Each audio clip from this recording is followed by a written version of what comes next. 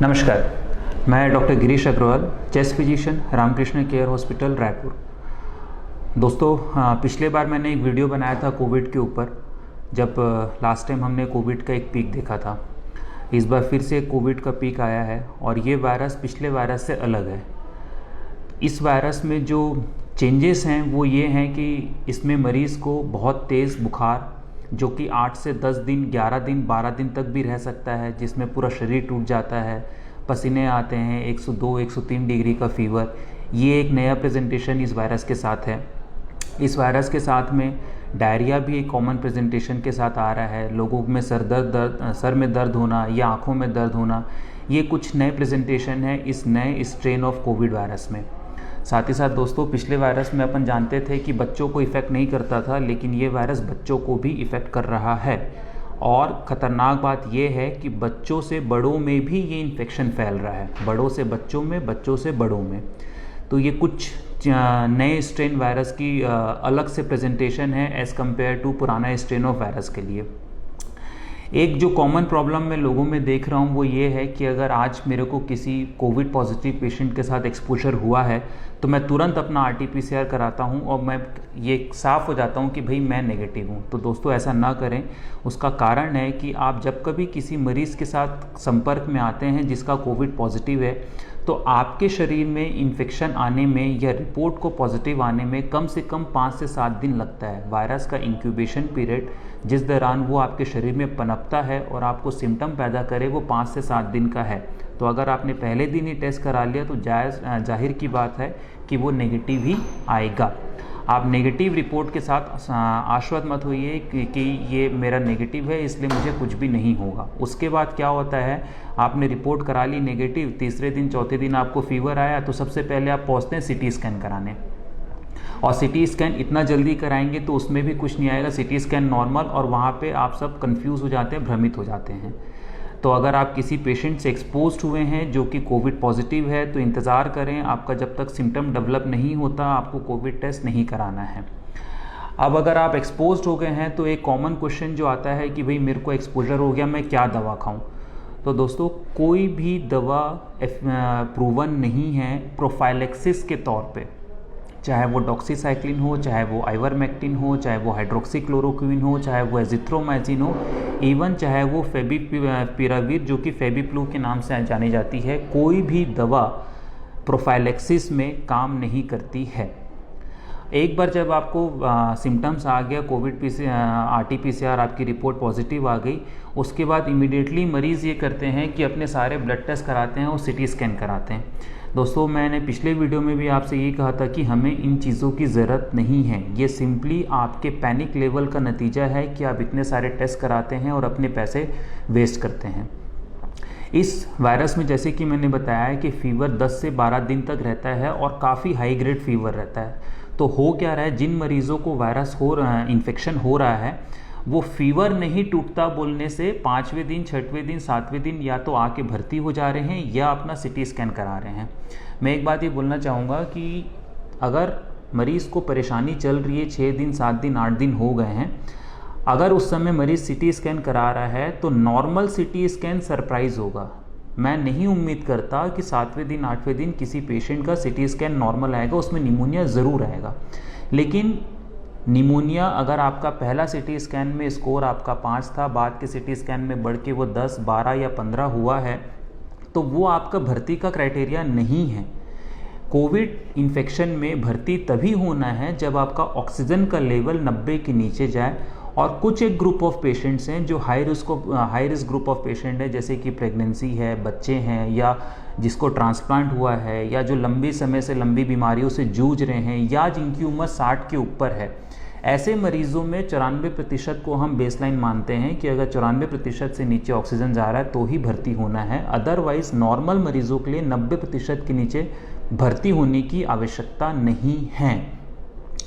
होता क्या है कि आपने CT स्कैन कराया, पहले आपका CT स्कैन में सीवियरिटी स्कोर 3 था, बाद में बढ़ के 10 हो गया, तो आपको कोई सलाह दे देता है कि आपका CT स्कैन में निमोनिया फैल रहा है, आप जाके भर्ती हो जाओ। मैं आपसे ये कहना चाहूँगा कि CT स्कैन में कितनी सीवियरिटी स्कोर आ रहा है इससे कोई फ़र्क नहीं पड़ता। इलाज दोस्तों मरीज़ का होता है, रिपोर्ट्स का नहीं होता है। जब तक आपका ऑक्सीजन लेवल 90 के नीचे नहीं है, आप किसी भी प्रकार के कोविड की सीवियरिटी स्केल में नहीं बैठते हैं। आपको माइल्ड सिम्टम की ही कैटेगरी में रखा जाएगा अगर आपका ऑक्सीजन का लेवल नॉर्मल है तो। अब जब मरीज़ भर्ती हो रहा है तो वो ये सोच के भर्ती होते हैं कि मैं जाऊंगा, मुझे रेमडेसिविर का इंजेक्शन लगेगा और मैं ठीक हो जाऊंगा। ये बिल्कुल भी सही बात नहीं है।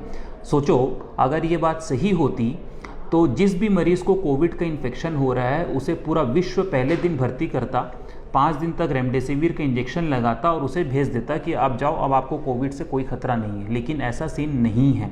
रेमडेसिविर का इंजेक्शन लगने के बावजूद मरीज़ की कंडीशन ख़राब होती है, क्योंकि एकमात्र दवा रेमडेसिविर ही है जो कोविड के अगेंस्ट जिसका एक्शन, रोल या इफ़ेक्टिवनेस देखा गया है, लेकिन उतनी इफ़ेक्टिव नहीं है कि ये बीमारी को बढ़ने से रोक सके। इसीलिए जो विश्व स्वास्थ्य संगठन है या पूरे विश्व की जो संस्थान हैं, उन्होंने ये बोला है कि रेमडेसिविर का इंजेक्शन तभी लगाना है जब ऑक्सीजन का लेवल 90 के नीचे जाए, उसके पहले इसको लगाने का कोई फ़ायदा नहीं है। दूसरा एक बात मैं आपसे बोलना चाहूँगा, स्टेरॉयड। बहुत सारे ऐसे पेशेंट्स आ रहे हैं जिनको सिम्टम को 3 दिन 4 दिन हुए हों और वो डेक्सोना, ओमनाकॉटिल, वाइसोलोन, जिस भी नाम का स्टेरॉयड, डेफकॉट, जिस भी नाम का स्टेरॉयड मार्केट में है, उनको किसी ने बोल दिया है या वो व्हाट्सएप से अपना प्रिस्क्रिप्शन लेके खुद खा रहे हैं। सिम्टम्स जिस दिन से आना शुरू हुआ उस दिन से आप 1 हफ्ता काउंट कीजिए। उस पहले हफ्ते में आपको स्टेरॉयड नहीं खाना है। अगर आप उस पहले हफ्ते में स्टेरॉयड खाते हैं तो वो आपके शरीर में वायरस के लिए एक फर्टाइल ग्राउंड बनाता है और वायरस और जल्दी तेज़ी से उसमें पैदा होने लगता है। तो शुरुआती 1 हफ्ते में स्टेरॉयड का कोई रोल नहीं है। प्लीज़ स्टेरॉयड मत खाइए। ऐसे मरीज़ जो कि घर पे हैं, जिनका इलाज घर पे चल रहा है, उनको किसी भी प्रकार के ब्लड थिनर या खून को पतला करने की दवाओं की ज़रूरत नहीं है। लेकिन हाँ, जो भी मरीज़ पहले से स्टेरॉयड खा रहे हैं या जो भी मरीज़ पहले से खून पतला करने की दवा ले रहे हैं, वो उन्हें लगातार जारी रखेंगे, वो बंद नहीं करेंगे। जैसा कि मैंने आपसे बताया कि प्रोफाइलेक्सिस, एक्सपोजर, किसी पेशेंट के संक्रमित मरीज़ के आप कांटेक्ट में आ गए तो आपको किसी भी प्रोफाइलेक्सिस की ज़रूरत नहीं है। वैसे ही शुरुआत के 1 हफ्ते में आपको कोविड के लिए किसी भी दवा की ज़रूरत नहीं है। इंटरनेशनल गाइडलाइन साफ साफ कहती है कि चाहे वो डॉक्सीसाइक्लिन हो, चाहे वो आइवरमेक्टिन हो, चाहे वो हाइड्रोक्सीक्लोरोक्विन हो, चाहे वो एजिथ्रोमाइसिन हो, चाहे वो फेविपिराविर जो कि फेविफ्लू के नाम से मिलती है, इन सब दवाइयों का इसके इलाज में कोई भी रोल नहीं है। आप इसे अगर अपनी सिर्फ कॉन्फिडेंस, सेल्फ कॉन्फिडेंस के लिए, फॉल्स सेल्फ कॉन्फिडेंस के लिए खा रहे हैं कि अरे क्या खा लेते हैं, कोई फ़र्क नहीं पड़ता, तो आप वो जारी रख सकते हैं। लेकिन ये खा के ये मत सोचिए कि मैं इससे ठीक हो जाऊंगा या मेरी बीमारी इससे आगे नहीं बढ़ेगी। रेमडेसिविर भी अगर आप लगवाते हैं जब तक आपका ऑक्सीजन का लेवल कम नहीं हो रहा है, तो आप बिल्कुल मत सोचिए कि रेमडेसिविर लगवाने से मैं ठीक हो जाऊंगा या मेरी बीमारी आगे नहीं बढ़ेगी। रेमडेसिविर के बारे में एक बात और मैं बोलना चाहूँगा, जितने लोग रेमडेसिविर लगवा रहे हैं जिनको ज़रूरत नहीं है, वो कृपया इस बात को ध्यान से सुनिए कि रेमडेसिविर का स्टॉक छत्तीसगढ़ में पिछले 1 हफ्ते में 2 से 3 बार शॉर्ट हुआ है।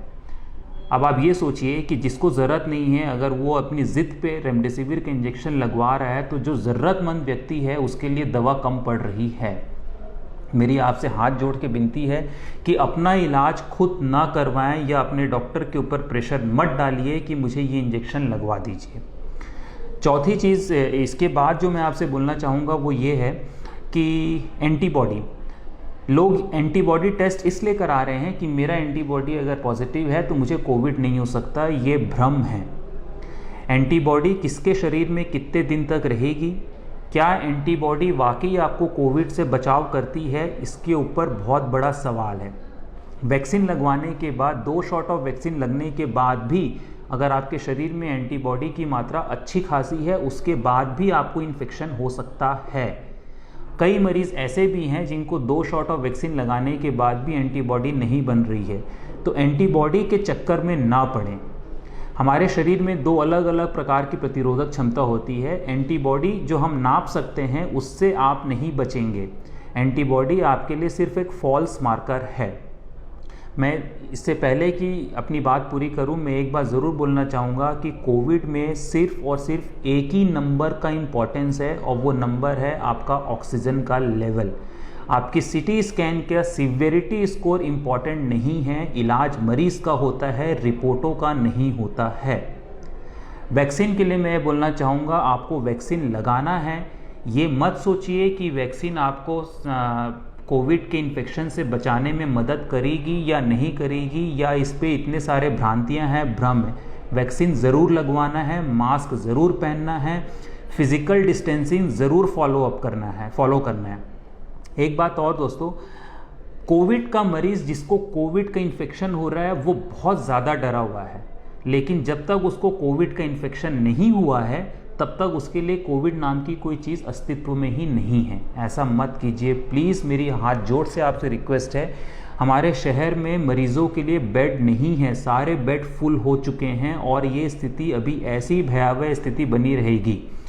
तो आप कोविड होने से पहले डरिए, जब कोविड हो गया तो आप अपने डॉक्टर को अपने आप को सौंप दीजिए। Thank you.